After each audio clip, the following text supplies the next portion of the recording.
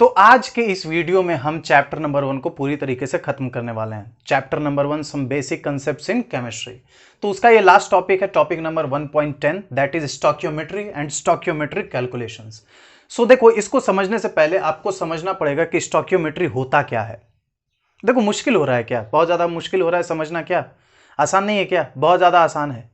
दिक्कत की बात यह है ना कि तुम इसको समझना ही नहीं, तुम इसको पढ़ना चाहते हो, तुम इसको पढ़ करके एग्जाम देना चाहते हो, तुम इसको ऐसा नहीं है कि समझ करके रखना चाहते हो, तुम इसको रटना चाहते हो बस एग्जाम पॉइंट ऑफ व्यू से। इसलिए दिक्कत होता है, इसलिए केमिस्ट्री समझने में परेशानी होती है। ऐसा बिल्कुल भी नहीं है, बहुत आसान चीज है, बस तुमको इसको मेमोराइज करना पड़ेगा। देखो, कभी कभी होता है भाई, होता है कुछ बच्चे जब 11th में आते हैं तो चैप्टर नंबर 1 से लेकर के पढ़ना खूब सिंसियरली शुरू करेंगे, नोट्स बनाएंगे, ये करेंगे, पूरा प्रिपेयर करेंगे, बुक में हाइलाइटर से उसको हाईलाइट करेंगे, बीच बीच में पढ़ेंगे भी, लेकिन कुछ दिन के बाद उनका एनर्जी लेवल पूरा लो हो जाता है, पूरा जोश ठंडा हो जाता है। देखो, ये तुम्हारे साथ ही नहीं होता, ऐसा सबके साथ होता है, मेरे साथ भी होता है ऐसा। कभी कभी हमको भी लगता है कि यार पढ़ाना लिखाना सब बेकार है, सब बंद कर दो, सब छोड़ दो, हटा दो, सब फालतू है, सब मोह माया है, ऐसा लगता है। लेकिन फिर याद आता है, नहीं नहीं नहीं, यही चीज है जिससे कि एक चेंज का उम्मीद है मुझे। ऐसा लगता है कि एक चेंज पॉसिबल है पढ़ाने से ही, तो इसलिए फिर वो एनर्जी मेरे अंदर वापस आ जाता है। देखो, कभी कभी जब मोटिवेशन तुम्हारा मोटिवेशन की कमी हो जाती है तुम्हारे अंदर, तो मुझे एक हमेशा एक बात याद आती है। मैंने सुना नहीं, मैंने सुना ही है, मैंने देखा नहीं है। अमेरिका के कोलोराडो शहर की बात है। अमेरिका में एक शहर है कोलोराडो, तो वहाँ पे कोलोराडो रिवर के लिए बहुत फेमस है। हूवर डैम है वहाँ पे, कोलोराडो नदी पे बना हुआ। तो कोलोराडो नदी जो है सो नेचुरल ब्यूटी के लिए बहुत ज़्यादा फेमस है, और वहाँ पे बहुत ज़्यादा मिनरल्स वगैरह पाए जाते हैं, इसलिए कोलोराडो बहुत ज़्यादा फेमस है। तो एक बार की बात है, बहुत पुराने ज़माने की बात है कि कोलोराडो शहर में कोलोराडो में एक किसान जो है सो खेती कर रहा था। वो खेती कर रहा था, अचानक उसका हल जो है सो एक ऐसे पत्थर से टकराया जो सोने के रंग का था।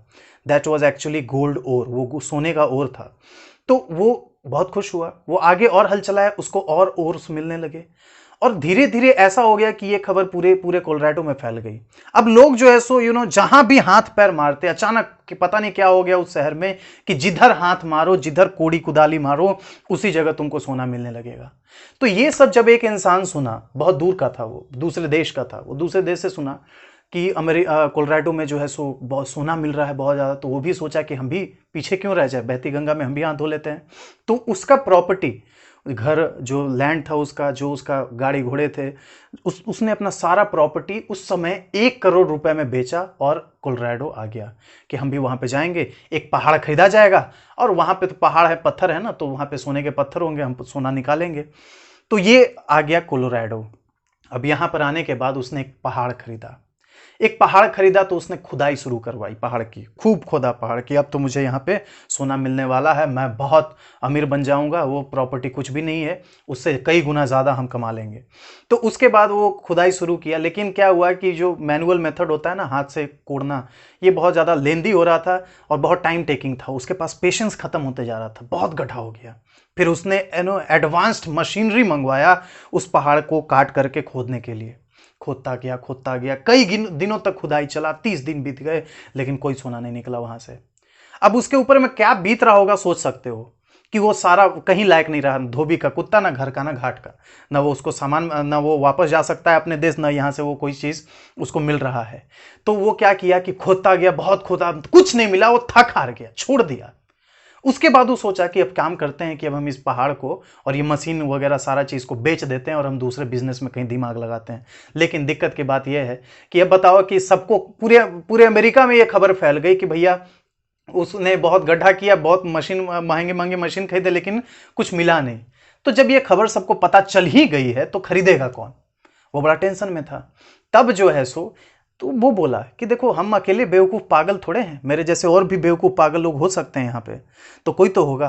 तो उसमें से उसने क्या किया, एक पेपर में ऐड डाला और कोई आदमी आया, उससे खरीद लिया वो सारा का पहाड़, मशीनरी, वो सारा का सारा उसने 1.5 करोड़ रुपए में खरीद लिए। अब वो वहां से फुर्सत हो गया कि चलो भाई बच गए, अब चले हम कुछ दूसरा बिजनेस करने। वो जो आदमी खरीदा उस पहाड़ को पूरी मशीनरी के साथ, उसने बस कुछ नहीं किया, जितना खुदाई हुआ तो बोला कि यार डूबा हुआ तो पैसा है ही, फालतू हो ही गया, लेकिन क्या दिक्कत है, मशीन है मेरे पास मैन पावर है, ये पहाड़ खुदा हुआ पड़ा हुआ है, हम भी थोड़ा खोद के देख ही लेते हैं, क्या बुराई है। वो ज्यादा नहीं, बस एक हाथ इतना, वो बस इतना गड्ढा किया और वहां पे दुनिया का सबसे बड़ा सोने का खदान निकल गया। ये बोलो ये क्या हुआ, ये क्या था? तो यही होता है हमारे साथ भी। कभी कभी क्या होता है, जब हमारा रास्ता गलत है, जब हम गलत ट्रैक पर चल रहे हैं, तो फिर दिक्कत तो है ही। तो फिर आप कितना भी खुदाई कर लो, आपको कुछ नहीं मिलने वाला, कहीं तक चले जाओ कुछ नहीं मिलने वाला, जब आपने रास्ता गलत चुन लिया है। लेकिन ज्यादातर क्या होता है, जब हम सही रास्ते पे भी होते हैं ना, और बस हम कभी कभी क्या होता है कि बस एक हाथ से चूक जाते हैं, बस दिक्कत तो थी एक हाथ और खोदने की, हम एक हाथ भी नहीं खोदते और हमें लगता है कि यार इतना दूर हम आ गए, अब क्या होगा, अब मंजिल मुझे दिखाई नहीं दे रही, मंजिल मुझे मिलेगी नहीं। लेकिन बस वहीं से आप भूल जाते हैं ये चीज कि बस उसी जगह से एक हाथ आपको और आगे बढ़ना है और आपके सामने मंजिल होगी। तो इसीलिए कभी भी हिम्मत मत हारो। तो आज का जो हमारा टॉपिक है ये स्टोकियोमेट्री कैलकुलेशन। आओ पूरी एनर्जी के साथ इसको देखते हैं। देखो ये स्टोकियोमेट्री होता क्या, ये आया कहां से? सो स्टोकियोमेट्री जो होता है, देखो दो वर्ड से बना हुआ स्टोकियोमेट्री। एक है स्टोक्यून, उसका मतलब होता है एलिमेंट, मेट्रॉन का मतलब होता है मेजर। स्टोक्यून एलिमेंट और मेट्रॉन मींस मेजर, मतलब एलिमेंट का मेजरमेंट। किस टर्म्स में मेजरमेंट, यही हमको यहां पे जानना है। तो देखो एक एग्जांपल लेते हैं तुम्हारे सामने, मीथेन गैस को रिएक्ट कराते हैं ऑक्सीजन से, ये देता है कार्बन डाइऑक्साइड और ये देता है पानी। ठीक है, सो अभी देखना यहां पे क्या क्या लिखा हुआ है, गौर करने वाली बात यही सब है। ठीक है, यहां पे चूंकि यही जड़ है, अगर इसको तुम समझते हो ना, तो ये फिर मोलारिटी जो पढ़ते आए हो ये सब कुछ नहीं है, हलवा है सब। मुद्दा यहीं पे है, तुमको समझना जो है सो बस यहीं पे है। क्या है ये CH4, देखो इसके बगल में ब्रैकेट में क्या लिखा हुआ है, G, मतलब कि क्या होता है गैस। उसके बाद अगेन O2 के बगल में G लिखा हुआ है, CO2 के बगल में G लिखा हुआ है, H2O के बगल में G लिखा हुआ है, मतलब कि ये सारे क्या है, गैस हैं, गैस के फॉर्म में। एक और चीज यहां पे गौर करोगे कि ये जो ऑक्सीजन है, ऑक्सीजन के बगल में 2 लिखा हुआ है और वाटर के बगल में 2 लिखा हुआ है। देखो H2O गैस के फॉर्म में है, कहने का मतलब कि ये वेपर्स के फॉर्म में है। ठीक है, ये वेपर्स के फॉर्म में है, तो यहां पे 2 लिखा हुआ है, यहां पे 2 लिखा हुआ है। एक्चुअली में इसी 2 और इसी 2 को हम कहते हैं स्टोकियोमेट्रिक कोएफिशिएंट। क्या कहते हैं, स्टोकियोमेट्रिक कोएफिशिएंट। या तो लिख लो या तो याद कर लो। ये जो बगल में 2 लिखा होता है ना, जो बैलेंस करते टाइम हम लिखते हैं, इसको कहते हैं स्टोकियोमेट्रिक कोएफिशिएंट। और यही चीज हमें बहुत ज्यादा जानकारी देता है यहां से। ठीक है, तो पहले आओ समझो, यहां पे बैलेंसिंग तुमको समझना पड़ेगा। वो एक स्क्वायर बना हुआ है आपके बुक में, इस टॉपिक के नीचे में जस्ट, वो एक्चुअली में क्या है ना कि वो बतौर रिवीजन दिया हुआ है, वो पूरा डिटेल से नहीं दिया हुआ है। क्योंकि क्लास 10th में आपने पढ़ा है बैलेंसिंग अ केमिकल रिएक्शन, वहां पे 10-11 स्टेप्स में आपको बताया गया था बहुत डिटेल से। तो मैं आपको समरी में बता दूं कि मान लो कि कोई केमिकल रिएक्शन आपके सामने दिया हुआ है, यहां पे हमको सबसे बड़ा मॉलिक्यूल देखना है, सबसे बड़ा मॉलिक्यूल कौन सा है या फिर सबसे बड़ा कंपाउंड कौन सा है। उस कंपाउंड या मॉलिक्यूल में दिखना है कि जो एटम्स हैं, सबसे पहले वहां से हमको बैलेंस करना शुरू करना है। तो इस रिएक्शन में हम देखें तो मीथेन सबसे बड़ा हमारे पास मॉलिक्यूल है, क्योंकि यहां पे 5 एटम्स हैं और यहां देखो H2O में यहां 3 है, यहां 3 है, यहां 2 है। ठीक है, तो यहां पे 5 है, यहां से हम कार्बन और हाइड्रोजन को बैलेंस करना शुरू करते हैं। तो एक्चुअली में हम क्या कोएफिशिएंट लगाते हैं, यहां पे ऑक्सीजन के पास हमको लगाना पड़ा 2 और हाइड्रोजन यहां H2O के पास हमको लगाना पड़ा 2। ठीक है, तो ये हो गया बैलेंसिंग। अच्छा, बैलेंसिंग के बाद तुमको समझना यह है कि ये बैलेंसिंग बहुत ज्यादा इंफॉर्मेशन देता है तुमको। जैसे ये भी कहता है 1 mole of CH4 reacts with 2 moles of oxygen to give 1 mole of carbon dioxide and 2 moles of H2O means water gas। ठीक है, तो ये आपको जानकारी देता है। ये भी हम कह सकते हैं 1 molecule of CH4 reacts with 2 molecules of oxygen to give 1 molecules of carbon dioxide and 2 molecules of H2O। बस यहां पे आपको इतना ही समझना है। एक 2 सब टॉपिक है, एक है 1.10.1, इसको कहते हैं हम लिमिटिंग रिएजेंट। ठीक है, लिमिटिंग रिएजेंट होता क्या है, और लोग कभी कभी ऐसा होता है कि आपको जो है ना प्रोडक्ट उतना ही अमाउंट में चाहिए, ज्यादा नहीं चाहिए आपको, प्रोडक्ट बहुत ज्यादा नहीं चाहिए। आप एकदम मतलब एक रिएक्शन का ऐसा रिक्वायरमेंट है कि आपको प्रोडक्ट इससे ज्यादा नहीं चाहिए। तो हम क्या करते हैं कि हम जो रिएक्टेंट लेते हैं ना, उसमें से एक को हम एक्सेस में रखते हैं और दूसरे को एक्सेस में नहीं रखते, दूसरे को कम में रखते हैं। ठीक है, तो यहां पे वही हम करते हैं। मान लो कि यही वापस हम एग्जांपल को देखें, तो मान लीजिए कि मीथेन जो भी हमने लिया, हमने ऑक्सीजन को कम ले लिया। ठीक है, थोड़ा कम ले लेते हैं हम। ठीक है, मान लो कि 5 लीटर लिया हमने, तो ये हमने लिया 1 लीटर। ठीक है, अब ऐसे समझो कि मान लो कि आपको भूख लगी है, बहुत कस का भूख लगा है। अब आपको भूख लगा कस का, आपको खाना मिल गया इतना, तो आप क्या करोगे, उस खाना को छोड़ दोगे या पूरा खा जाओगे? पूरा एकदम एक बार में, हो सकते तो पूरा उठा करके एक बार में हम निगल सकते हैं, उसको कर सकते हैं ना।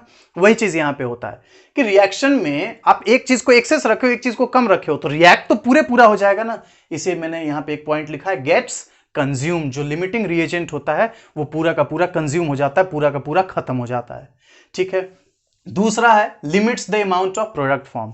कहने का मतलब ये जो प्रोडक्ट बना है ना, ये भी उतना ही बनेगा ना। मान लो यार, तुमको कैसा कैसा एग्जांपल दे करके हम समझाएं। मान लो कि तुम खाना खाओगे कम, तो शरीर से वेस्ट निकलेगा का? इतना नहीं निकलेगा ना। ठीक है, पानी तुम पियोगे कम, पसीना बहुत पूरा समंदर बहने लगेगा, ऐसा नहीं होता है ना।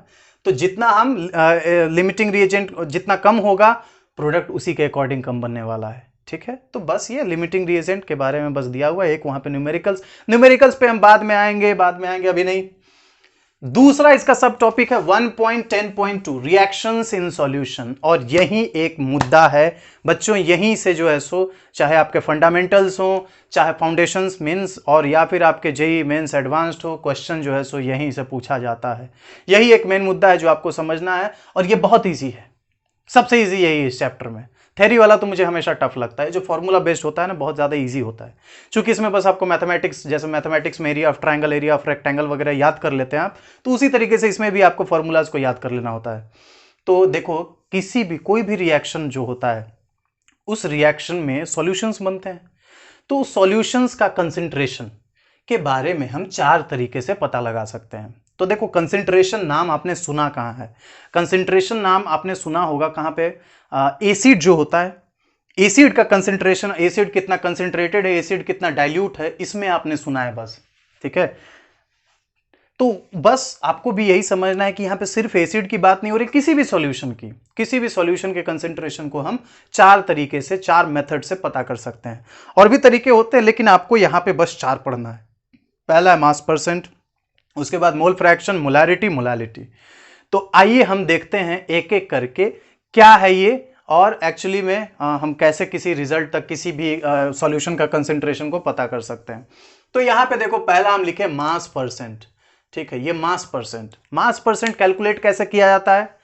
तो देखो, एक रिएक्शन में ये 4 चीज होता है ना, सॉल्यूट प्लस सॉल्वेंट, ये क्या बनाता है? सॉल्यूशन।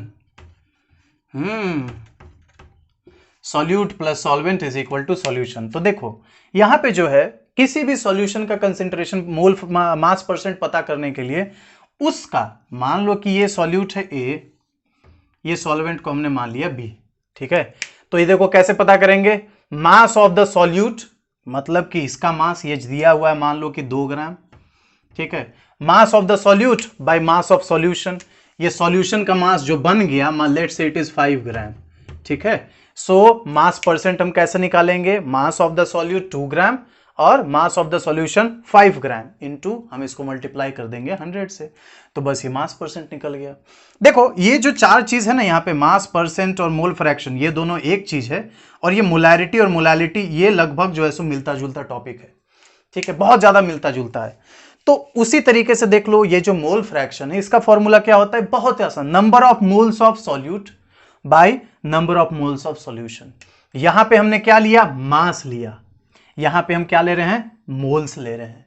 तो जितना मोल्स है A का, मतलब यह सॉल्यूट का, ठीक है, और जितना मोल्स है सॉल्यूशन का, उसको हम डिवाइड कर देंगे उसके रेशियो को। यहां पे हम 100 से परसेंट निकालना था ना, तो हम मल्टीप्लाई करेंगे 100 से, हमको यहां फ्रैक्शन निकालना है, परसेंट नहीं। ठीक है, तो यहां पे हम छोड़ देंगे, मल्टीप्लाई नहीं करेंगे 100 से। एक में क्या है, हमको मास लेना है सॉल्यूट का, उसको डिवाइड करना है सॉल्यूशन के मास से, और यहां पे हमको मोल फ्रैक्शन में क्या करना है? यहां पे number of moles of solute का मोल्स लेना है, उसको डिवाइड करना है किससे? सॉल्यूशन के मोल से। ठीक है, यहां पे हम 100 से मल्टीप्लाई करते थे, चूंकि हमको परसेंट में चाहिए ना आंसर, और यहां पे हमको फ्रैक्शन में चाहिए, तो हम मल्टीप्लाई 100 से नहीं करते हैं। ठीक है, तीसरा है मोलैरिटी। देखो, मोलैरिटी और मोलालिटी को जब मैं पढ़ता था तो मेरा जी भी नहीं पलटाता था इसको बोलने में। मोलैलिटी, मोलैरिटी मोलैलिटी ऐसा मैं बोलता था। तो फर्क है जबकि दोनों में, अब थोड़ा सा फर्क है, एकदम माइनर सा फर्क है, बहुत ज्यादा नहीं है। जैसे मोलैरिटी को कैपिटल एम से डिनोट करते हैं, किसी भी सॉल्यूशन का मोलैरिटी हम लिख सकते हैं 0.3 m ऐसा। तो हमको क्या इससे इंफॉर्मेशन मिलेगा, आओ इसके बारे में जानते हैं। तो मोलैरिटी को हम कैलकुलेट करते कैसे हैं, number of moles of solute. देखो यहां पे भी number of moles of solute लिए थे, तो यहां पे देखो सॉल्यूट ए है मान लो अगर हम लेते हैं, तो number of moles of solute by volume of solution in litres. बस यहां पे हमको क्या करना है, किससे डिवाइड करना है, जो सॉल्यूशन का वॉल्यूम है। यहां पे देखो वेट लिया था हमने किसमें, मास परसेंट निकालने के लिए, हमको यहां पे वॉल्यूम लेना है। Let's say it is 5 litre, ठीक है, इसको हम भी लिख सकते हैं ना 5000 ml, ठीक है। मोलैरिटी जो है वो number of moles of solute by volume of solution in litres. तो मान लीजिए 5 लीटर सॉल्यूशन है, तो हम भी यहां पे वॉल्यूम कितना लिखेंगे सॉल्यूशन का, 5 लीटर, लेकिन नंबर ऑफ मोल्स ही हमको लिखना पड़ेगा उस सॉल्यूशन में। देखिए नंबर ऑफ मोल्स निकालते कैसे हैं, ठीक है, ये इसके बारे में हम सबसे लास्ट में बताते हैं। लेकिन अब आइए देख लेते हैं सबसे पहले मोलैलिटी को। मोलैलिटी को हम डिनोट करते हैं स्मॉल m से। तो यहां पे और इसमें ज्यादा फर्क क्यों नहीं है, ऐसा मैं क्यों कहता हूं, यहां पे देख low volume of solution litres में चाहिए, और यहां पे हमको मास ऑफ केजी चाहिए। यहां वॉल्यूम ऑफ सॉल्यूशन, यहां पे मास ऑफ सॉल्वेंट, यहां पे वॉल्यूम ऑफ सॉल्यूशन, यहां पे मास ऑफ सॉल्वेंट, ठीक है। सॉल्वेंट का मतलब समझते हो ना, जिसमें हम डालने वाले हैं, डालते हैं सॉल्यूट को। तो number of moles of solute divided by mass of solvent in KG. सारा खेल जो है सो सॉल्यूट सॉल्वेंट सॉल्यूशन का है। इसीलिए मैंने बोला था कि यहां देखो शुरुआत के समय में आपको ये समझना पड़ेगा कि एक्चुअली में यहां पे मुद्दा क्या है, ठीक है। यहीं से ही सारा चीज आपको समझ में आ जाएगा। तो ये बस सिंपल फॉर्मूलाज हैं जिसको कि आपको याद करके रखना है, ठीक है। तो यहां पे देख लो नंबर ऑफ मोल्स कैसे कैलकुलेट करते हैं, सबसे पहले हम आपको ये बता दें।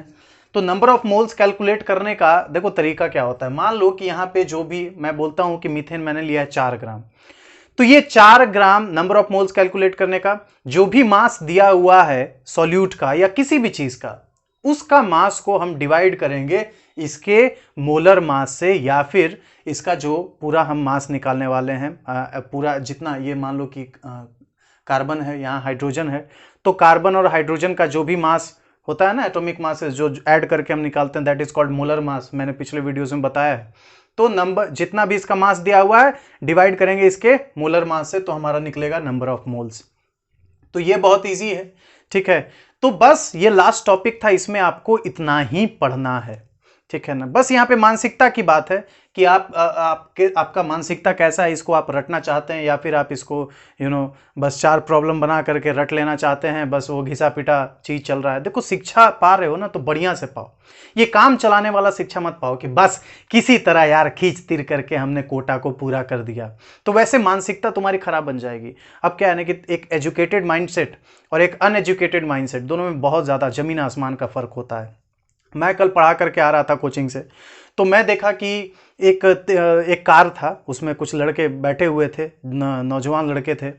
वो नौजवान लड़के क्या हुआ कि कुछ लड़कियां ट्यूशन से निकल करके जा रही थी, और उन लड़कियों के बगल में उन्होंने कार को सटा दिया, एकदम एकदम सटा दिया। वो लड़कियां डर गई, एकदम झटके से थोड़ा सा गिरने टाइप का वैसा हो गई। वो लड़की ने भी स्टैंड लिया कि ये तुमको तमीज है, तुम क्या कर रहे हो। वो निकाल करके क्या, सिगरेट हाथ में लिए हुए था कार में, वो निकाल करके वो हाथ वगैरह बढ़ाया, तब तक जो ड्राइवर था वो कार को बढ़ा दिया। तो ये मानसिकता कहाँ से आई? वो अगर पढ़े लिखे सच में होते, जेन्युइनली होते, तो उनकी वैसी वो मानसिकता नहीं होती, उनकी वो मेंटालिटी नहीं होती। उन्होंने बस किया क्या होगा, प्रत्येक टाइम कोटा पूरा कर दिया, क्लास में बैठे होंगे, रटा किसी तरह से, रटा भी नहीं रटा भी, फेल भी किए होंगे कितनी बार पता नहीं, ठीक है। तो वो मानसिकता कहाँ से आई मुझे नहीं पता। मैंने फिर रुका, उनका स्टैंड लिया लड़कियों का, मैंने उनको रोका, गाड़ी को रोका। वो निकल करके लड़ाई झगड़ा करने लगे, करने का मूड था उनका, पूरा भीड़ हो गया, तब वो वहाँ से चला गया, ठीक है। तो ये मानसिकता कहाँ से? देखो, अगर तुम आज़ाद, अपना मानसिकता को वैसे समझते हो ना कि आज़ाद है, भारत देश के नागरिक हैं, बड़ा आज़ाद यहाँ पे महसूस करते हैं, तो अगर तुम्हारी मानसिकता वैसी है, ठीक है, आज़ाद मानसिकता वाले हो, तो हम भी आज़ाद हैं फिर। तुम्हारे जैसे लोगों को कूट कूट करके पीट पीट करके हाथ पैर तोड़ने के लिए। हमें भी आज़ाद होना चाहिए और हमें भी आज़ाद होना पड़ेगा, ठीक है ना। तो भाई बदलो, अपनी मेंटालिटी को बदलो। और एक्चुअली में जो जंग है ना, जंग इसी चीज का है, ये क्रांति है, यही क्रांति मैं तुम्हारे अंदर लाना चाहता हूं। ये जो ज्वाला है, ये जो आग है ना, इसको एक पॉजिटिव डायरेक्शन में देना और दिलाना चाहता हूं। तो इसको तुमको जैसे भगत सिंह को जानते हो ना। भगत सिंह जब, यहां तक कि वो देखो बहुत कम उम्र में उन्होंने फांसी पर चढ़ गए थे। वो 23 साल की उम्र में वो फांसी पे चढ़ गए थे। तो सोचो 23 साल की उम्र में उतना जबरदस्त उनका मेंटालिटी, उनका सोच कैसा है। वो भी चाहते तो दो चार लड़कियों के साथ घूमते रहते, ये करते, वो उधर जाते, उनको आज कोई याद नहीं रखता। ये कि वो क्रांति उनके दिमाग में कहां से आया, वो शिक्षा से आया। देखो 23 साल की उम्र तक कोई कितना पढ़ सकता है, बहुत कम पढ़ाई कर सकता है। 21 साल में तो वो जेल में ही चले गए थे। सोचो 20-21 साल तक कोई कितना पढ़ाई कर सकता है। तुम खुद सोच सकते हो, तुम्हारी उम्र कितनी हो रही है, 16-17 साल हो रही है, 18 साल हो रही है। तो सोचो वो किताब बहुत ज़्यादा पढ़ते थे। वो जब लाला लाजपत राय यूनिवर्सिटी में पढ़ते थे तो भी बहुत ज़्यादा किताबें पढ़ते थे। उसके बाद जब वो, इनफैक्ट उनको जब फांसी दिया जाने वाला था, उन फांसी देने के पहले तक भी वो किताब ही पढ़ रहे थे। तो नॉलेज इज पावर। अगर तुम्हारे पास एक सही नॉलेज होगा तो आप कभी भी जो है सो, आपका दिमाग जो है ना गलत डायरेक्शन में काम नहीं करेगा, आप कोई गलत फैसले नहीं लोगे, ठीक है। तो बस इस वीडियो में इतना ही। स्टोइकियोमेट्री हमारा या फिर some basic concepts in chemistry, हमारा ये चैप्टर खत्म होता है। इस चैप्टर का न्यूमेरिकल्स हो या फिर आपका बैक क्वेश्चन आंसर हो, किसी भी तरह का कोई भी प्रॉब्लम हो आपका, आप चाहें तो, आपको अगर चाहिए सॉल्यूशन तो आप मुझे बताइए, मुझे कमेंट करके बताइए, नंबर पे व्हाट्सअप करो यार, इतना फैसिलिटी दे दिए हैं तो तब मैं इस पे एक स्पेशल वीडियो प्रिपेयर करूंगा। नहीं तो अगले वीडियो से हम अगले चैप्टर को शुरू करने जाएंगे, chapter number 2 chemistry class 11th का। तो फिर मिलते हैं बहुत जल्द अगले वीडियो में, तब तक के लिए दीजिए इजाजत। बहुत बहुत धन्यवाद।